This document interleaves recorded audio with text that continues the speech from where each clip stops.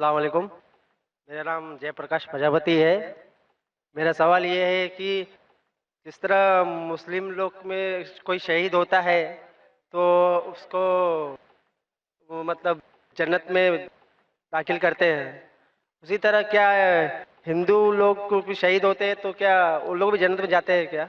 भाई साहब का सवाल है, अगर मुसलमान शहीद होते तो जन्नत में जाते, क्या हिंदू लोग भी शहीद होंगे तो जन्नत में जाएंगे?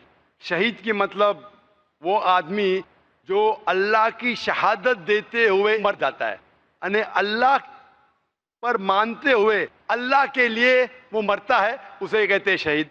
हिंदू के मानी क्या है पता है? हिंदू के मानी वो शख्स जो हिंदुस्तान में रहता है। तो उस तरीके से ज्योग्राफिकली डेफिनेशन, मैं भी हिंदू हूं, लेकिन आप मजहबी पूछेंगे जो इंसान, जी हाँ, मैं मजहबी पूछ रहा हूँ। मजहब यानी जो इंसान बुत परस्ती करता है, हाँ जी, हाँ जी। उसके बारे में।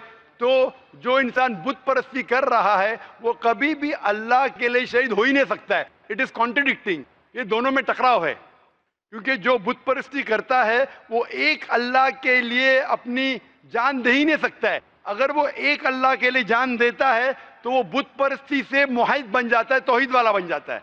तो अगर एक हिंदू अपने बुत को छोड़ के एक खुदा के लिए गवाही देते मरता है तो वो हिंदू मुसलमान बन जाता है और वो इंशाअल्लाह जन्नत में जाएगा। लेकिन अगर वो अटल है अपनी बुत परस्ती पे और फिर मरता है, उसका मतलब वो शहादत दे रहा है नहीं एक अल्लाह के ऊपर, वो जन्नत में नहीं जा सकता है। भाई साहब आप मानते हैं खुदा में? जी हाँ। आप भाई साहब एक खुदा में मानते हैं? हाँ जी, मैं मानता हूँ। आप बुत परस्ती में भी मानते हैं? जी नहीं, बुत परस्ती में नहीं मानते? बिल्कुल नहीं। माशाअल्लाह। और आप मानते हैं कि आखिरी पैगंबर मोहम्मद सल्लल्लाहु अलैहि वसल्लम है? जी हाँ। हाँ, आप इंशाअल्लाह अगर शहादत देते मरे तो इंशाअल्लाह जन्नत में जाएंगे।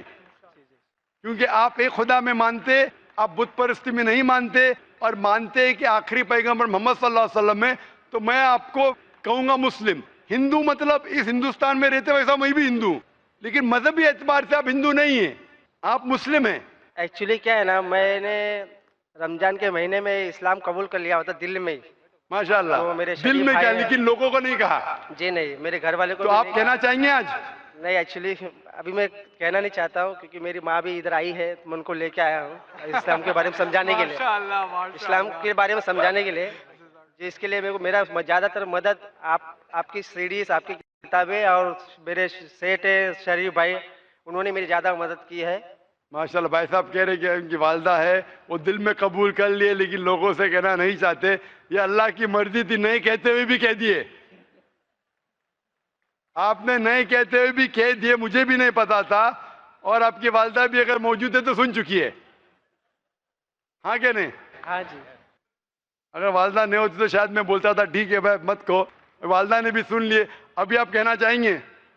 जी नहीं, अब जब तक मेरी वालदा वैसे मतलब इस्लाम से मुतमईन नहीं हो जाती तब तक मैं नहीं चाहता। ठीक है, आपने दिल में कबूल किया वही काफी है। और इंशाल्लाह आप अगर शहादत देते मरेंगे, आप जन्नत में जाएंगे इंशाल्लाह। और मैं दुआ करता हूं कि अल्लाह आपकी वालदा को भी इंशाल्लाह हिदायत दे। आमीन।